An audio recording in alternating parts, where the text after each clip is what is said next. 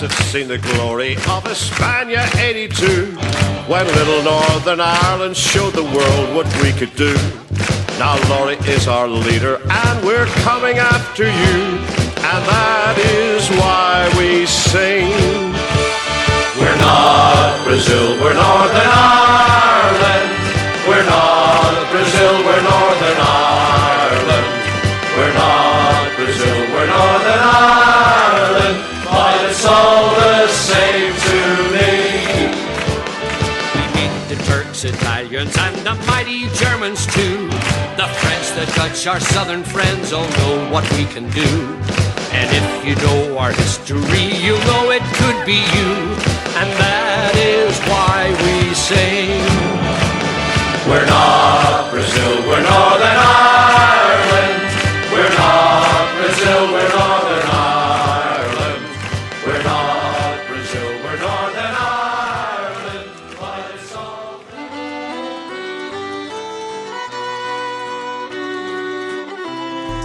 The greatest Northern Irish footballer to have ever lived, and one of the most naturally gifted players to have ever graced the game. Best won the First Division, the European Cup and the Ballon d'Or.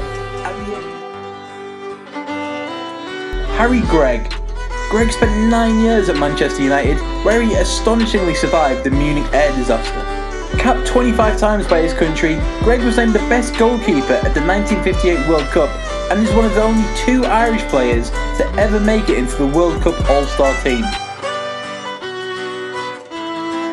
Pat Jennings. Jennings is Northern Ireland's most capped player of all time, with 119 appearances for his country. A rare legend for both Spurs and Arsenal, Jennings won the FA Cup with both clubs and a further 3 trophies at White Hart Lane.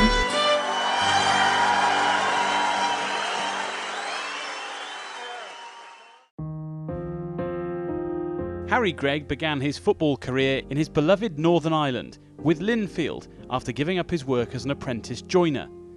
He very quickly caught the eye between the sticks and was snapped up by Doncaster Rovers. United were hearing great things about this bold, commanding figure and were then impressed by what they saw of him, so much so that the club paid £23,000 to secure his services, then a world record fee for a goalkeeper. He settled in quickly in Manchester and produced a string of fine performances.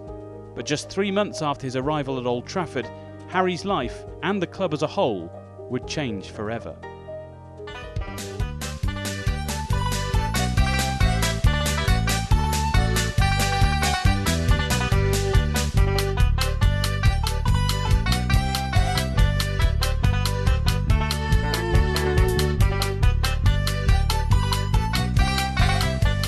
Stadion Jugoslovenske narodne armije u Beogradu 5. februara. Za neke od ovih mladića, članova Manchester Uniteda, bio je ovo posljednji izlazak na zeleno polje, posljednji fudbalski susret. 24 časa kasnije, na povratku svojim kućama zadesio ih je tragičan udes. Avion kojim su putovali srušio se i zapalio kod Minhena. Druga četvrtfinalna utakmica za kup evropskih šampiona između Manchestera i Crvene zvezde počela je u oštrom tempu. Bila je to veoma uzbudljiva i dramatična borba. Već u 2. minutu Englezi su došli u vođstvo. Leva polutka Violet neodbranjivim šutom zatresla je mrežu, 1:0.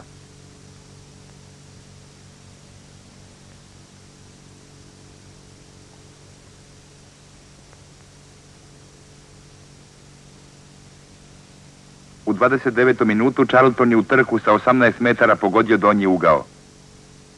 Ovo je bila najzrelija šansa Crvene zvezde u prvom poluvremenu, ali se oštar šut Kostića završio pored same stative.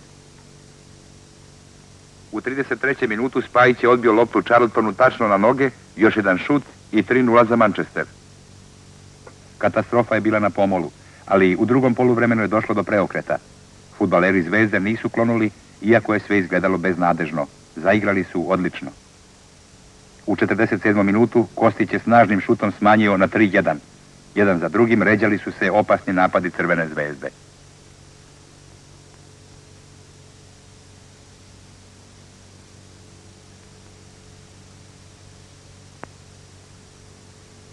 Fox je oborio Tasića u 16 tercu, penal i 3:2. Došao je trenutak najveće šanse, ali opet je promašen gol.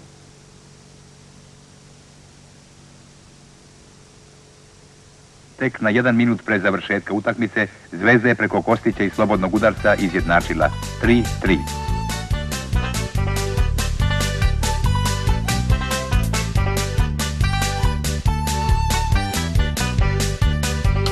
The 6th of February 1958 was Manchester United's darkest day. Harry was part of the squad making its way back home following a European Cup game in Belgrade. The plane refueled in Munich and then crashed on its third attempt at takeoff. Harry survived, but put his life on the line as he rushed into the burning wreckage in an attempt to rescue his fellow passengers and friends. He heroically saved the lives of many of his teammates, including Bobby Charlton and manager Matt Busby, while also lifting a young baby and a pregnant woman from the flames. Tragically, 23 people died, including 8 of Harry's teammates. At that stage, I thought everyone on the aeroplane was afraid. There's no doubt about it. Everyone on the aeroplane was afraid at that time, and no one was courageous enough, I don't know what you suppose you call it, moral courage, to stand up and say, I'm not going. And I feel myself, if anyone had stood up and said, I'm not going, I feel no one would have gone. I sat down very low in my seat, thinking if the belly of this thing does go up, we hit the roof, at least the seat saves my head. So I got down low for this reason, put my feet up on the chair in front of me. And let's say I prepared myself for what I thought might happen. I watched the wheels lock and I knew he was braking again. So I braced myself. I remember thinking to myself at the time, Christ, I'm going to get killed. And I've just made the big time. I'll never see my family again, and I won't see my parents. I remember thinking, I'm going to get killed in Germany. I can't speak German. As everything was blackness and I couldn't understand this, and I thought I was dead. And I thought, well, I must be in hell because everything's black. I had no sense of fear. And I didn't think that I had time to be afraid after what happened, because I heard a child cry inside what was left of the aircraft. And I think this brought me to my senses. And I went looking for it.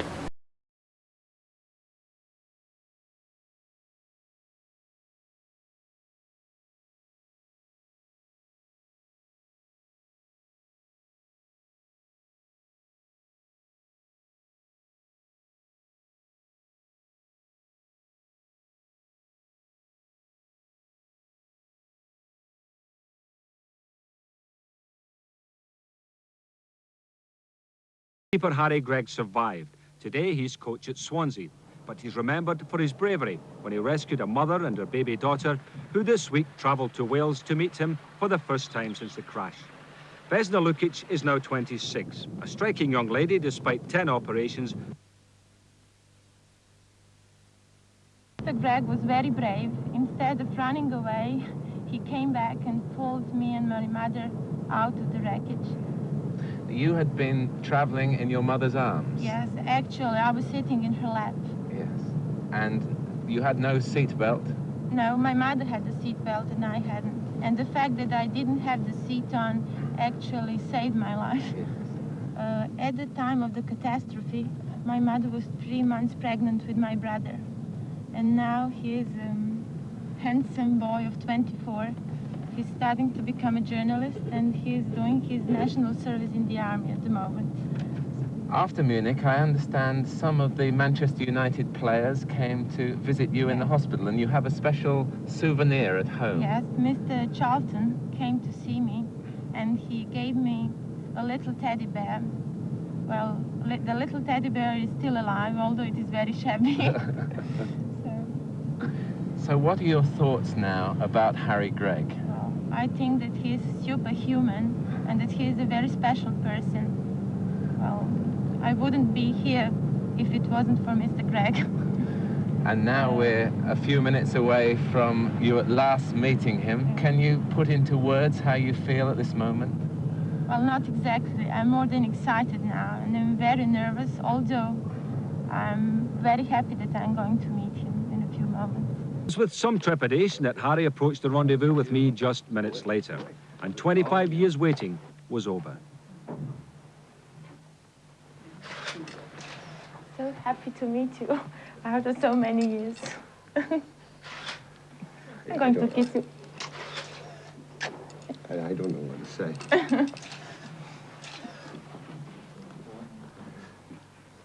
I don't.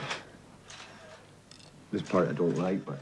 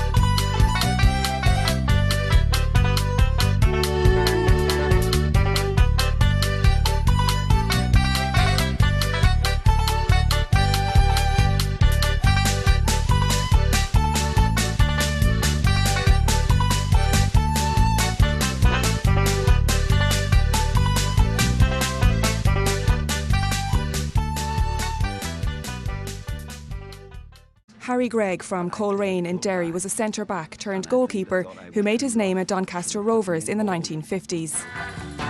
The one thing I didn't want to do was be a goalkeeper. I hated it. I hated keeping goals from the day I started to the day I finished, because I always felt as if everyone else is running about enjoying themselves and I'm stuck here in a cage.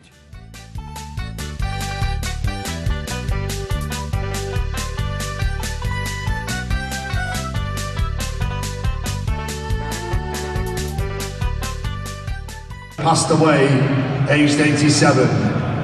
Harry's contribution to the United story was immense. He was, without question, one of the great figures in United's history. His bravery in rushing to the aid of teammates and other passengers during the Munich air disaster will never be forgotten. After the disaster, he was integral to the rebuilding of Matt Busby's team, making 247 appearances for the club.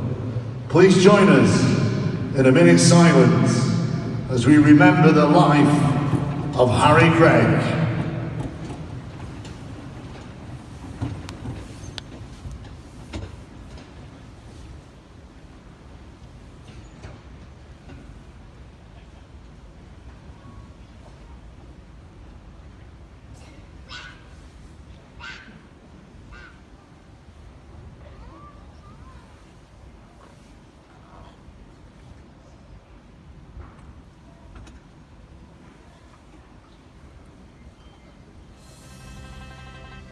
Go train!